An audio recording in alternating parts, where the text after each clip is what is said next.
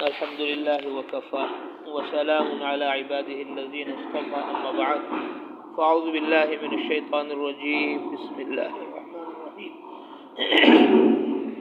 فاذكروني أذكركم واشكروا لي ولا تكفرون.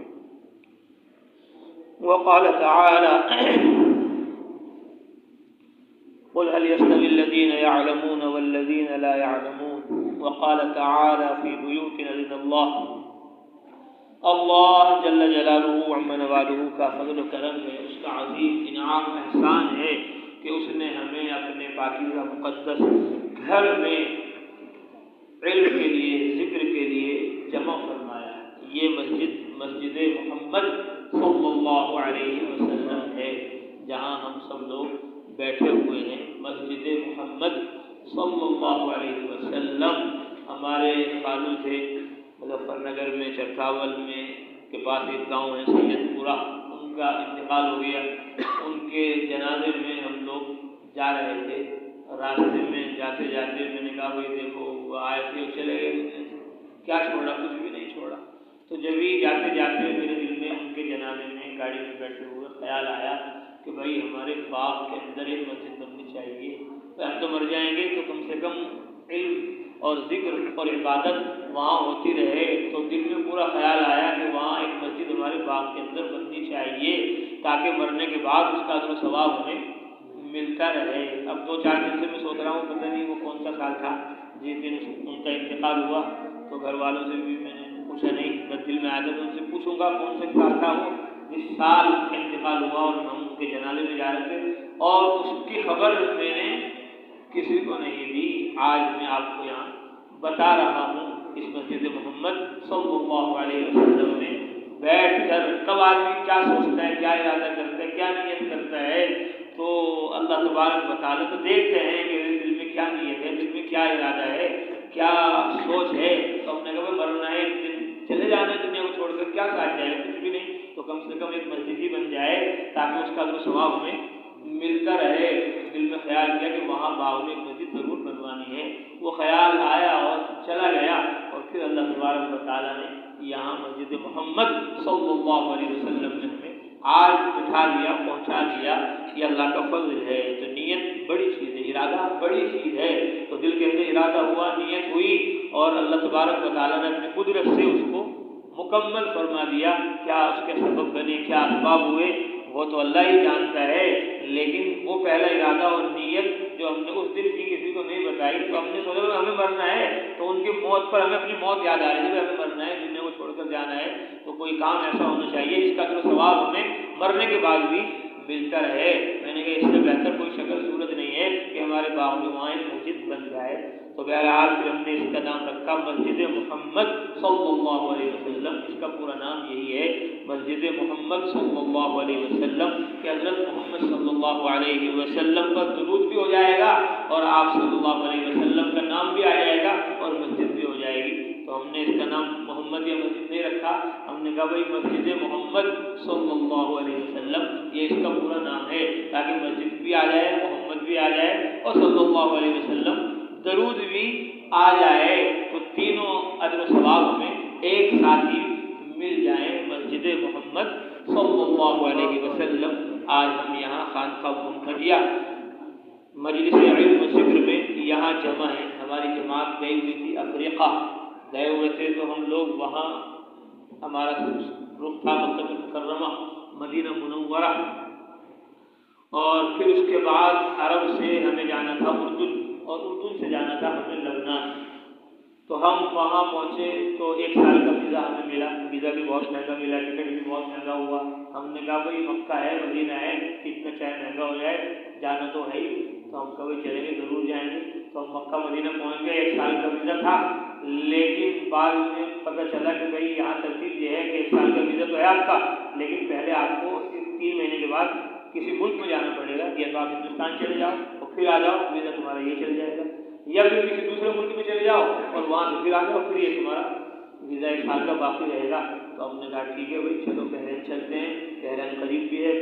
تو ہم پہلے بھی وہاں جا چکے تھے، تو ہم وہاں بحرین چلے گئے. اور بحرین سے واپس آئے، کچھ لوگ وہ بھائی کیا کرنا ہے. ہم نے کہا بھائی پہلے بحرین والوں نے کہا بھائی یہ رک جاؤ، ابھی ایک جماعت کام کر کر آئی، ان کا فون بھی آیا آج کہ پورے بحرین میں آپ کو سب لوگ یاد کر رہے ہیں کہ بھائی آپ آ جاؤ آ جاؤ آ جاؤ. تو وہاں سے 7 آدمیوں کے لے کر آئے، وہ یہاں آ کر بھی آپ کو بحرین سے یاد کر رہے ہیں.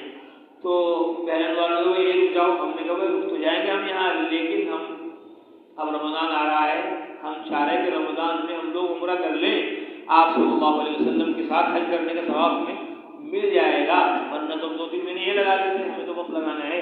تو اس لیے ہم تو واپس جائیں گے. خیر 15 دن کے بعد ہم وہاں آ گئے. اب مکہ میں بات ہو گئی، مدینہ میں بات ہو گئی کہ وہ ایک جماعت ہے وہ آ رہی ہے، 5 دن وہاں رہے گی 5 دن وہاں رہے گی. تو انہوں نے کہا ٹھیک ہے آپ جماعت کو بھیج دو. تو ساتھیوں نے کہا بھائی جماعت تو چلی جائے گی وہاں، لیکن پہلے یہ دیکھ لو یہ ویزا پورے سال کا ہے بھی یا نہیں. تو انہوں نے کہا ویزا پورے سال کا ہے. تو بھائی یہاں قانون بدل جاتے ہیں، ایک دم رات کو خواب دیکھتے صبح کو قانون بدل جاتا ہے. ہم نے کہا اچھا بھائی دیکھ لو بھائی تلاش کرو. پتہ چلا تو انہوں نے 1 سال کے ویزا جو تھا اس کو 3 مہینے کا ہی کر دیا. انہوں نے کہا تمہارے پاس یہاں بالکل وقت نہیں ہے رہنے کا، اگر زیادہ دیر تم یہاں رہ گئے اور پھر پکڑ دکڑ ہو گئی تو پھر سالوں جیل میں رہنا پڑے گا اور مسئلہ بہت مشکل کھڑا ہو جائے گا. اس لیے تو اب یہاں سے آپ کو نکلنا پڑے گا. تو ہم نے کہا بھائی کیا کریں کہ بھائی ہندوستان چلے جاؤ یا پھر وہ کسی دوسرے ملک میں چلے جاؤ، ہندوستان میں پھر آ جاؤ. ہم نے کہا بھائی کیا کریں. مشورہ یہ ہوا ایک دم نظام الدین میں ہم نے بات کی تو انہوں نے کہا کہ آپ تنزانیہ چلے جاؤ. ہم نے کہا جی ٹھیک ہے.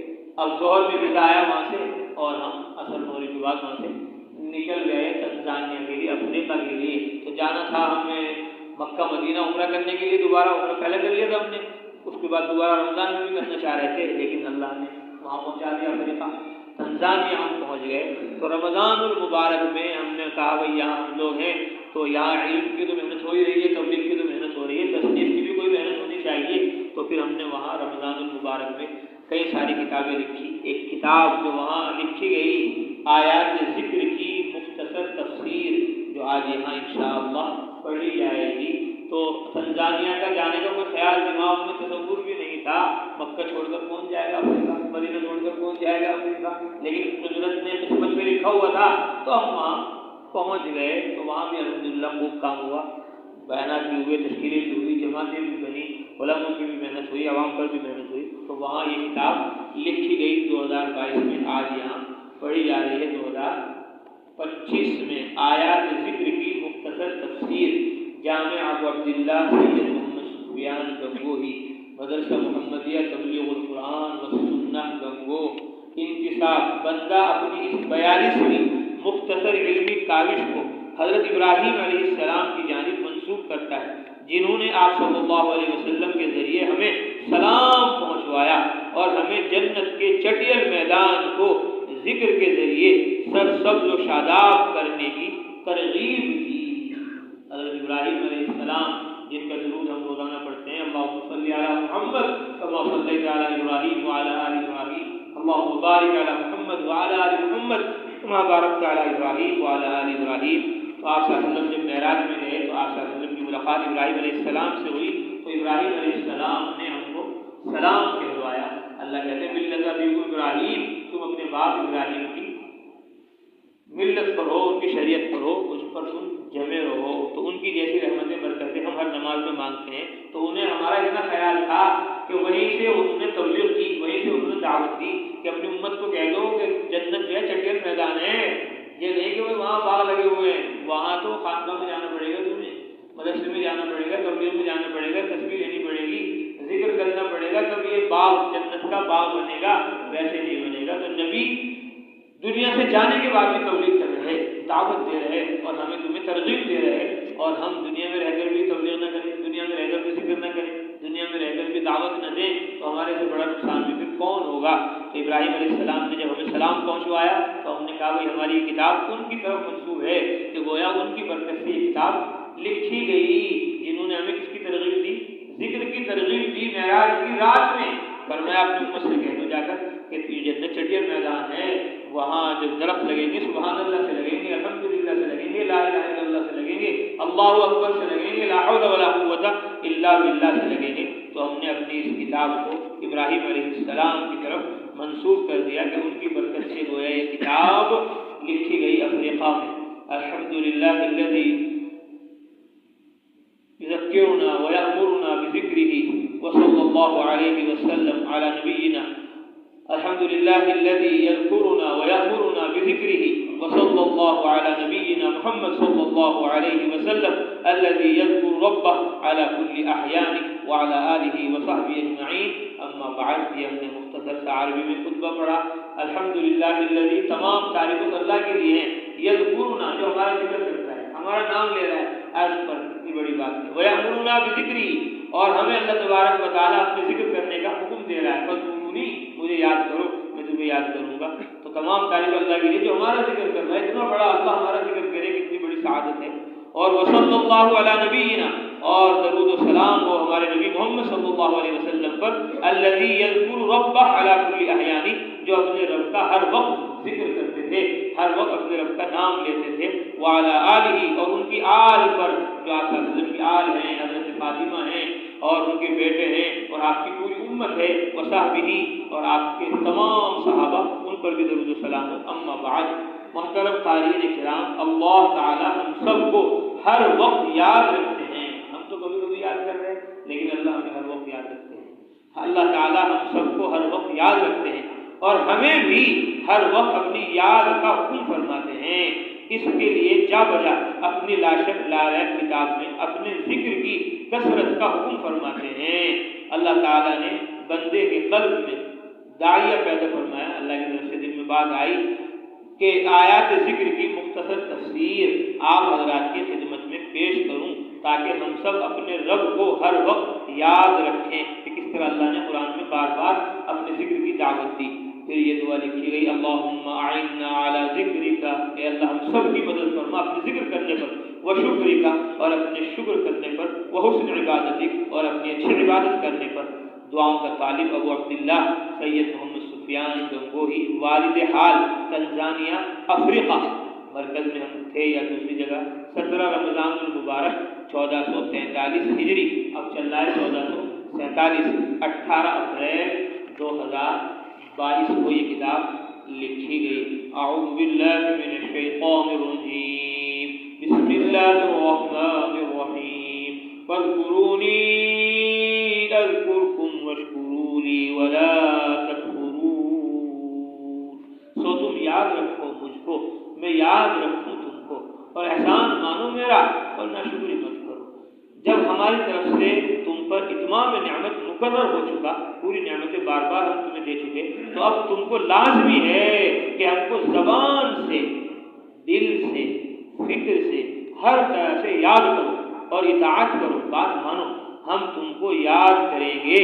یعنی نئی نئی رحمتیں اور عنایتیں تم پر ہوتی رہیں گی نئی نئی نعمتیں بار بار مجلس میں آتے رہو گے تم بار بار ذکر کرتے رہو گے بار بار تبلیغ میں جاتے رہو گے بار بار دعوت دیتے رہو گے عمل کے دروازے کھول دیں گے ایک عمل سے دوسرا عمل زندہ ہوتا ہے فرمایا یعنی نئی نئی رحمتیں اور عنایتیں تم پر ہوتی رہیں گی یہ نہیں کہ اپنے تو آ گئے اور اگلی دفعہ کیا مجلس علم و ذکر میں آئے نہیں ایک دفعہ آ گئے ایک دفعہ نہیں آئے ارے ہمیں کسی نے کہا نہیں بلایا نہیں ارے ایک دفعہ بلا لیا بس تب آتے رہو تو اللہ فرما رہے نئی نئی رحمتیں اور عنایتیں تم پر ہوتی رہیں گی اور ہماری نعمتوں کا شکر خوب ادا کرتے رہو اور ہماری ناشکری اور معصیت سے بچتے رہو اعوذ باللہ من الشیطان الرجیم بسم اللہ الرحمن الرحیم لیس علیکم جناح ان تبتغوا فضلا من ربکم فإذا أفضتم من عرفات فاذكروا الله عند المشعر الحرام واذكروه كما هداكم وإن كنتم من قبله لمن الضالين فرمایا کچھ گناہ نہیں تم پر کہ تلاش کرو فضل اپنے رب کا پھر جب طواف کے لیے لوٹو عرفات سے تو یاد کرو اللہ کو نزدیک مشعر الحرام کے اور اس کو یاد کرو جس طرح تم کو سکھایا اور بے شک تم تھے اس سے پہلے نہ واقف حج کے سفر میں اگر سودا گروی کرو تو گناہ نہیں بلکہ مباح ہے جائز ہے لوگوں کو اس میں شبہ ہوا تھا کہ شاید تجارت کرنے سے حج میں نقصان آئے اب جس کو مقصود اصلی حج ہو اور اس کے ذیل میں تجارت بھی کر لے تو اس کے ثواب میں نقصان نہیں آئے گا مشعر الحرام ایک پہاڑ کا نام ہے جو مزدلفہ میں واقع ہے جس پر امام وقوف کرتا ہے کھڑا ہوتا ہے اس پہاڑ پر قیام کرنا افضل ہے اور تمام مزدلفہ میں جہاں قیام کرے جائز ہے سوائے وادی محصر کے کفار بھی اللہ کا ذکر تو کرتے تھے مگر شرک کے ساتھ وہ ذکر نہ چاہیے بلکہ توحید کے ساتھ جس کی تم کو ہدایت فرمائی۔ اعوذ باللہ من الشیطان الرجیم، بسم اللہ الرحمن الرحیم، فإذا قضيتم مناسككم فاذكروا الله كذكركم آباءكم أو أشد ذكرا، ومن الناس من يقول ربنا آتنا في الدنيا وما له في الآخرة من خلاق۔ پھر جب پورے کر چکو اپنے حج کے کام کو تو یاد کرو اللہ کو جیسے تم یاد کرتے تھے اپنے باپ دادوں کو، بلکہ اس سے بھی زیادہ یاد کرو۔ پھر کوئی آدمی تو کہتا ہے اے رب ہمارے دے ہم کو دنیا میں اور اس کے لیے آخرت میں کچھ حصہ نہیں۔ یعنی 10ویں ذی الحجہ کو جب افعال حج رمی، جمرہ اور ذبح قربانی اور سر منڈوانے اور طواف کعبہ اور سعی صفا مروہ سے فراغت پا چکو تو زمانے قیام منی میں اللہ کا ذکر کرو، جیسے کفر کے زمانے میں اپنے باپ دادوں کا ذکر کیا کرتے تھے بلکہ اس سے بھی زیادہ ذکر کرنا چاہیے۔ ان کا قدیم دستور تھا کہ حج سے فارغ ہو کر منی میں 3 روز قیام کرتے اور بازار لگاتے اور اپنے باپ دادا کی بڑائی اور فضائل بیان کیا کرتے۔ سو اللہ تعالیٰ نے اس سے روکا اور فرما دیا کہ ان دنوں میں خدا تعالیٰ کی بڑائی بیان کرو، باپ دادا کی نہیں۔ اعوذ باللہ من الشیطان الرجیم، بسم اللہ الرحمن الرحیم، واذکروا اللہ فی ایام معدودات، ومن تعجل فی یومین فلا اثم علیہ ومن تأخر فلا اثم علیہ لمن اتقى واتقوا اللہ واعلموا انکم الیہ تحشرون۔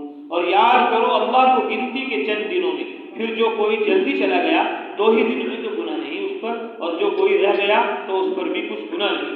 جو کہ ڈرتا ہے اور ڈرتے رہو اللہ سے، اور جان لو بے شک تم سب اسی کے پاس جمع ہوں گے۔ ایام معدودات سے مراد ذی الحجہ کی 11ویں، 12ویں، 13ویں تاریخ ہیں جن میں حج سے فارغ ہو کر منی میں قیام کا حکم ہے۔ ان دنوں میں رمی جمار یعنی کندریوں کے مارنے کے وقت اور ہر نماز کے بعد تکبیر کہنے کا حکم ہے، اور دیگر اوقات میں بھی ان دنوں میں چاہیے کہ تکبیر اور ذکر الہی کثرت سے کرے۔ یعنی گناہ تو یہ ہے کہ ممنوعات شرعیہ سے پرہیز نہ کرے، اور جو کوئی اللہ سے ڈرے اور زمانے حج میں پرہیزگاری کرے تو پھر اس بات میں کچھ گناہ نہیں کہ منی میں 2 دن قیام کیا یا 3 دن، کہ اللہ نے دونوں باتیں جائز رکھی۔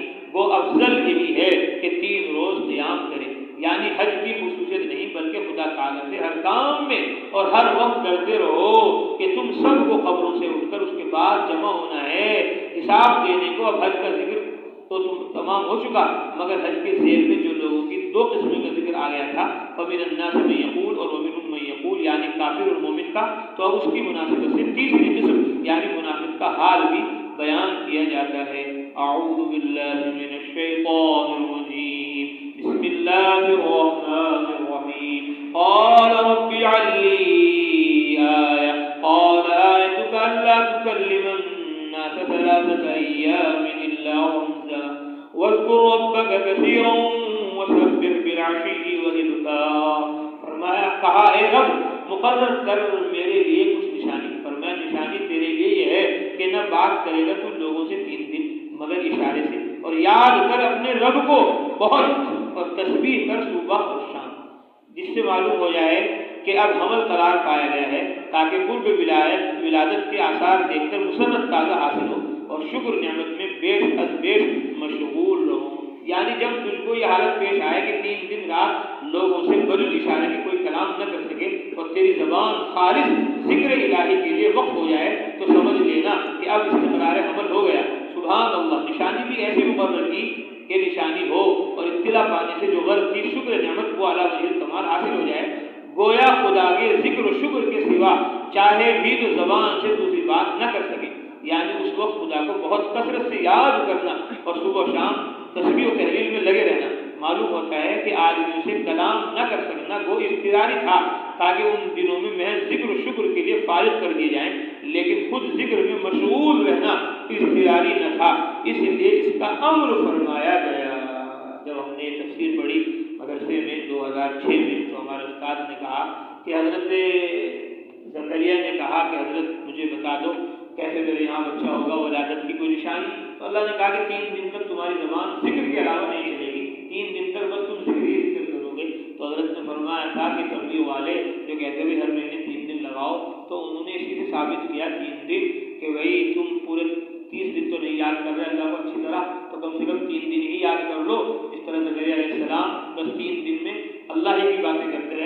زبان سے اور کوئی بات انہوں نے نہیں کہی، جو بھی کسی کو کچھ کہا اشارے سے سمجھایا، بس 3 دن تک اللہ کا ذکر کیا۔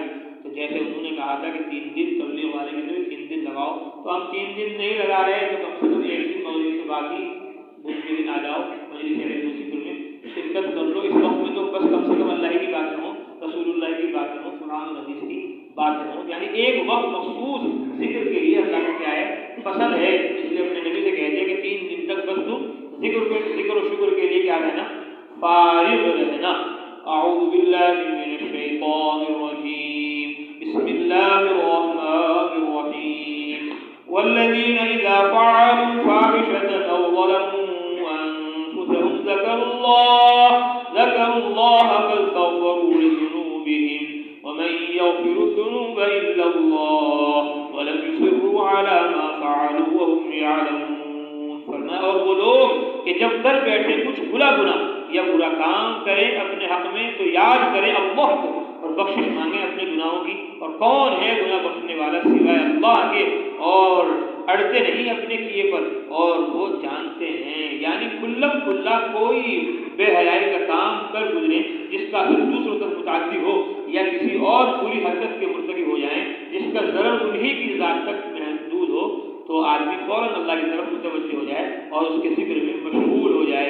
اولئک جزاؤہم مغفرۃ من ربہم وجنات تجری من تحتها الانہار خالدین فیہا ونعم اجر العاملین۔ فرمایا انہی کی جزا ہے بخشش ان کے رب کی، اور باغ جن کے نیچے نہریں بہتی ہیں، ہمیشہ رہیں گے وہ لوگ ان باغوں میں، اور کیا خوب مزدوری ہے کام کرنے والوں کی۔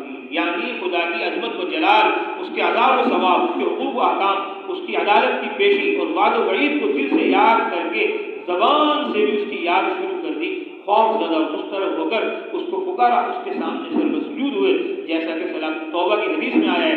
پھر جو شرعی طریقہ گناہوں کے معاف کرانے کا ہے اس کے موافق معافی اور بخشش طلب کی، مثلا اہل حقوق کے حقوق ادا کیے یا ان سے معاف کرائے اور خدا کے سامنے توبہ استغفار کیا، کیونکہ اصل بخشنے والا تو وہی ہے جو گناہ بمقتضائے بشریت ہو گیا تھا اس پر اڑے نہیں، بلکہ یہ جان کر کے اللہ تعالیٰ بندوں کی سچی توبہ قبول کرتا ہے، ندامت و اقلاع کے ساتھ توبہ کرتے ہوئے اس کے حضور میں حاضر ہو گئے۔ یہ لوگ بھی دوسرے درجے کے متقین میں ہیں جن کے لیے جنت تیار کی گئی ہے۔ حق تعالیٰ ان تائبین کے گناہ معاف کر کے اپنی جنت میں جگہ دے گا، اور جو توبہ یا اور عمل نیک کیے ہوں گے ان کا بہترین معاوضہ ملے گا۔ اللہ تعالیٰ ہم سب کو اپنے ذکر میں، شکر میں لگنے کی اور سارے عالم کو لگانے کی توفیق نصیب فرمائے۔